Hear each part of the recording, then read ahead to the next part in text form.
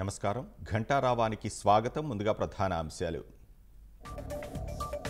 1,00,000 హెక్టార్లకు పైగా పంట నష్టం జరిగిందన్న సీఎం. ప్రతి ఒక్కరికి న్యాయం చేస్తామని హామీ.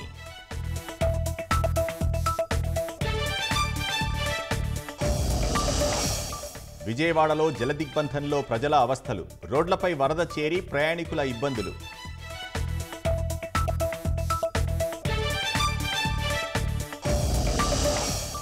పల్నాడు జిల్లా కొండవీడు ఘాట్లో విరిగిపడిన కొండ చర్యలు. తాత్కాలికంగా రాకపోకలు నిలిపివేసిన అధికారులు.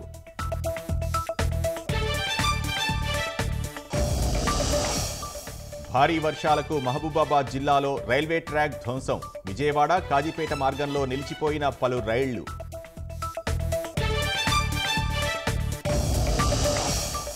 ఖమ్మంలో మున్నేరు మహోగ్ర రూపం. కాపాడాలంటూ కన్నీరు పెట్టుకుంటున్న బాధితులు.